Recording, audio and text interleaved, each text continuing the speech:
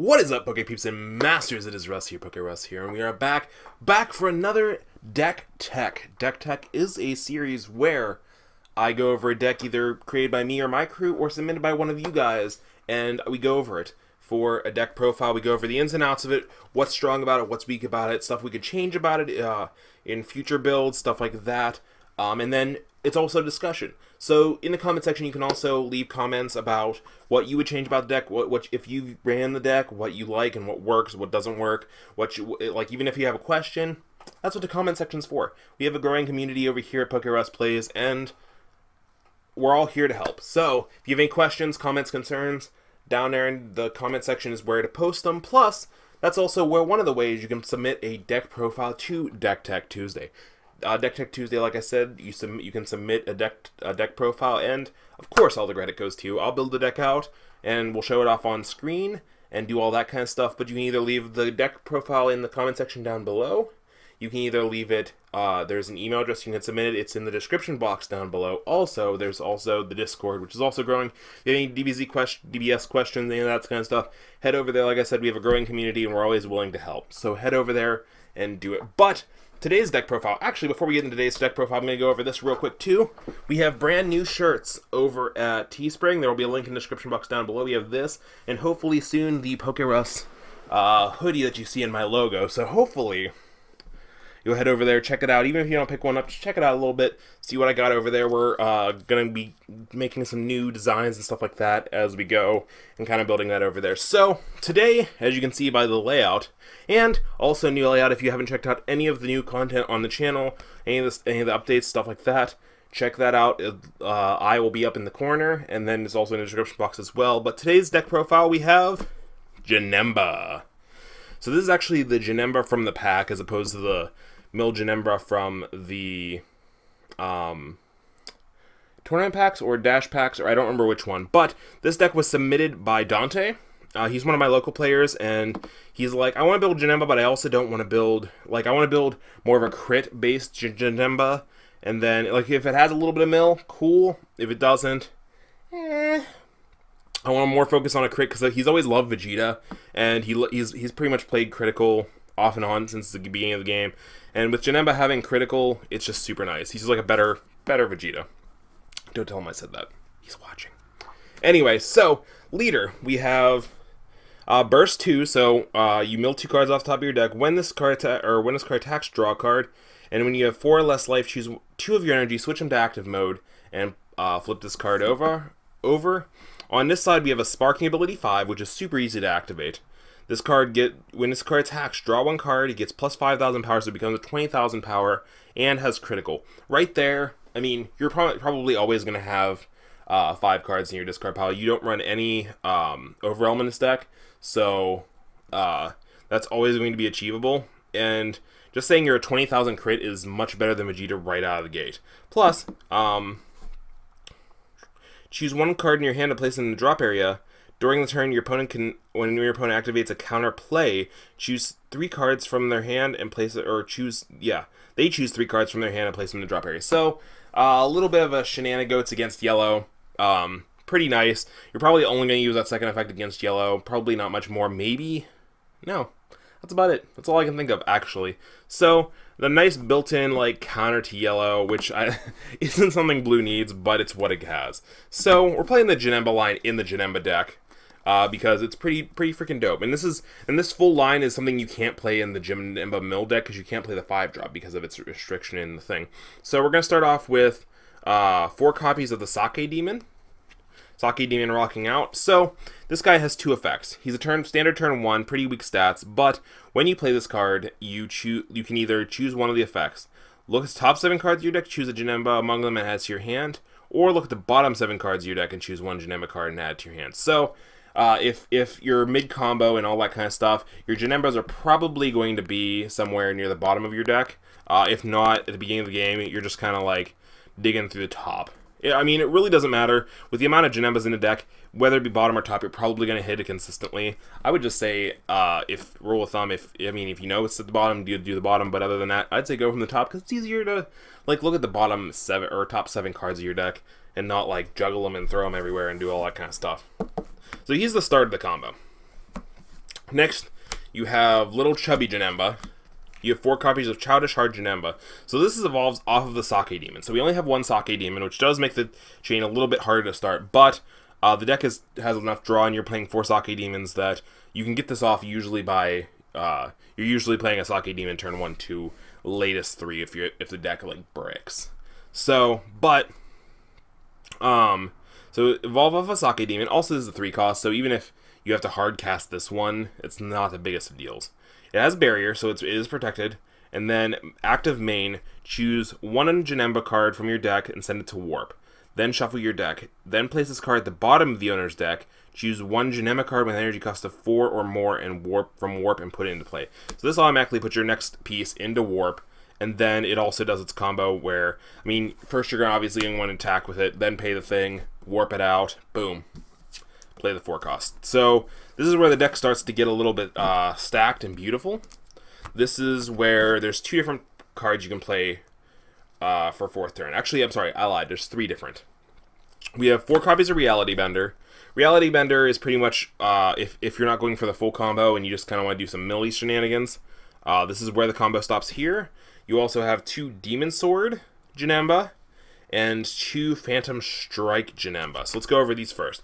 Go over the Reality Bender first. This is going to be pretty much your bread and butter of the deck, which is super nice. And there's one thing later on I'll talk about that should be added to this deck just to make this combo a little bit stronger. So 4 copies of Reality Bender Janemba. First, as critical. Most of the high cost things in this deck, the 4 cost, 5 cost, all that kind of stuff has crit. Plus the leader has crit. So you're just creating up a storm with a little bit of mill, a little bit of crit.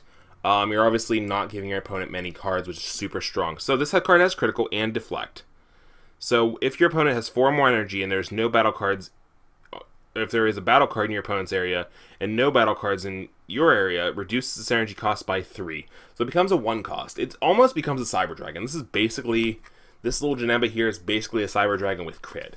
And you know what? If Cyber Dragon existed in the Dragon Ball format, it'd probably have crit. Not gonna lie, I would think it did. At the end of your turn, place this card at the bottom of the owner's deck and place 2 cards from the top of your opponent's deck in the drop area. So this card only exists for 1 turn, then it immediately goes away back to the bottom of the deck, but you have Sake Demon to grab it right back out afterwards. So you can keep if you don't keep creatures on the field, you can keep a solid stream of these going, and it's super nice. Next is 2 copies of the Demon Sword Janemba. This is your 4 cost as well, also has critical and deflect.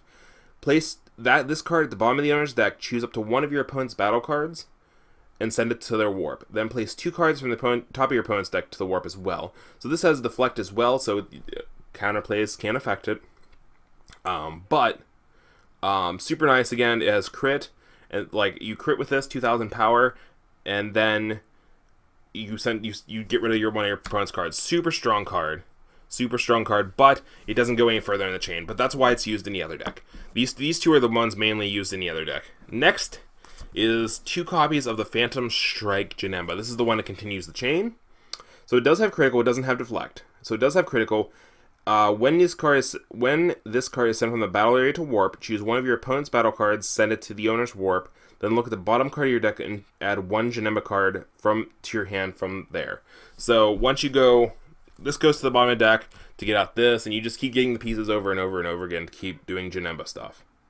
Active main, send this card to the owner's warp if your opponent has 4 more energy and Janemba card isn't in play. You choose 1 Janemba with 5 energy cost from your hand and play it. Okay, so this is what gets the 5 cost in play. Super important to bring out the full combo. But you also have to have none of the rest of these Janembas in play, which kind of sucks. It just makes it so you don't overflood the field and just keep dropping like 3 Janembas a turn, because if that text didn't exist, you'd be literally getting to a point where you're just dropping pile of Janembas, and that's not balanced. So this goes into the 5 cost, and since we're playing this leader, we can play the 5 cost, which is Infernal Chain Janemba. We're playing 3 copies of it. This is pretty much our big boss monster of the deck. It looks pretty snazzy as well. It does have critical, just like most of the other skinny Janembas do. When you play this card, you cannot have another Infernal Chain Janemba you cannot play another Infernal Chain Janemba for the duration of the turn. Again, like I said, just a balancing act. This card has Sparking 10, which again is decently easy to activate. Place this card at the bottom of the owner's deck. If your leader card is an Evil Incarnate, which it is, it's Janemba. Choose one Janemba card from your Warp with an energy cost of 4 or less and play it. So, you send this to, you send this to the bottom of the owner's deck. You get this out. You bring this back from your Warp. Then when this does its Warp shenanigans, you play this. Like, and you just keep cycling it out and just having it, like, this is a 2,500 critical beast. None of these have double strike, but that's where the next card comes in handy. We're running 4 copies of Further Destruction Champa. Pretty snazzy, pretty nice. Allows all these critical guys, this entire stack right here, plus leader, to have double strike. Pretty freaking sick, especially with critical. That turns this straight into a 30,000 critical double strike. What? Like, 30,000 is that beautiful number. So you're playing 4 copies of Furthering Destruction Champa. You're playing 1, 2, 3, 4 copies of Unbreakable Sengoku. Pretty standard combo coup. You combo with it, you draw a card, you just keep your hand up on cards while you're depleting theirs and getting that extra combo, just to make sure you get that extra damage with a critical off. This will, 1, help you push you over the edge, plus keep your hand up while you're doing it.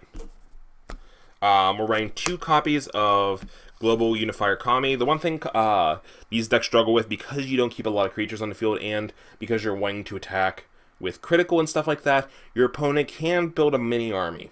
And if they start to build a mini army, Kami is your answer. It's pretty much your answer. You just play it, you do its thing, and it just blows up the field. Pretty standard. That's one of the weaknesses of both Janemba builds. Janemba also has a struggle against a lot of big double breakers, so that's something you have to look out for as well. The super combo we're playing is 4 copies of North Kai Keeping Watch. It's your super combo, standard, 4 or less life, and your leader's blue drawing card. Pretty nice, but it also has that auto combo 0-10,000, which is super nice. So you can use this even if you're above the threshold, which is nice. Which makes it slightly better than the Pegalos and stuff.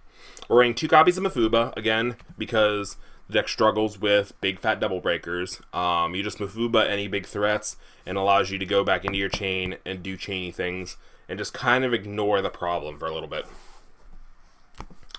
Running 4 copies of Unyielding Trunks, because most of the time you are wanting to attack with each of these pieces before you go into the next piece and all that kind of stuff. That allows you to get a lot of attacks off, a lot of crit things, and a lot of chances to use Unyielding for those late turn combos where you can just literally go almost up the entire chain and just go Janemba, Janemba, Janemba, like, you know what I mean? So Unyielding just extends those plays. 4 copies of Sensu Bean also to extend the plays. We're running 4 copies of Dimension Magic, so you get this way you can tap out and still be good to go. It's also technically Self-Awakening, which is a big thing, because other than Dimension Magic, this deck actually doesn't run any other Self-Awakening pieces in the deck. So against another critical build or something like that, this deck does struggle a little bit because it won't gain all the stuff it needs to, but Dimension Magic will kind of help with that. And then 3 copies of Zeno Button, like I said, allows you to tap out each turn. You go in and just allows you to go in super hard, and then on the defensive you can just Zeno Button, and then you just have all your, because there's a lot of 110 combos in a deck, you have these guys. Is your big ones? Where'd the big ones go? Yeah, all 3 of your big ones are 110,000s, so just having that many 110,000s here, I mean, it's 11, but that's still a decent amount. Plus, it allows you to have your Sensu Beans live for later and your Dimension Magics and all that kind of stuff without having to pay their cost. Zeno Button's pretty freaking snazzy. Like I said, there was a card I would change in the deck. I would definitely add a Flute. So I don't know exactly where I put it. Maybe over a third Zeno Button, because I don't know if 3 is 100% necessary. But the thing with Flute is this. So previous turn, your opponent has a card. You Cyber Dragon this out. You attack with it. It does its thing. It mills. It crits. Gets rid of a card. This allows you to next turn pay 1 for Sake Demon. get this back off of the bottom of the deck, then flute Sake Demon back to your hand, and replay this. I mean, you can also combo with your Sake Demon, like when your leader swings or whatever, but that doesn't allow like plays to extend. So if you have flute in the deck, you can bounce this back to turn, bounce that back to hand, then free play this, have your powerful crit go in again, smack, do all that kind of stuff. Next turn it's at the bottom of your deck, you play Sake Demon again, you attack with your leader, combo 2500, and then you got this on display again. Like, it's live again. Pretty snazzy. Like I said, flute was the only real change I'd make to this deck. It's a pretty strong deck. I have seen him played at locals recently. It's pretty strong, and I think it's definitely a nice competitor. If you guys like this kind of content, make sure to hit that like button down below. Like I said, check out the Teespring, check out the updates to the channel, check out all the other TCG stuff we have on the channel. We have Pokemon pack openings, we have Duel Links, we have PTCGO, we're going to be having a lot of other things. All the stuff I talk about now is covered in the update video, so go check that out, all the TCG stuff. There's a lot more changing on the channel, so make sure to hit that like and subscribe button, and I will see you guys in the next video. Have a great day. Peace.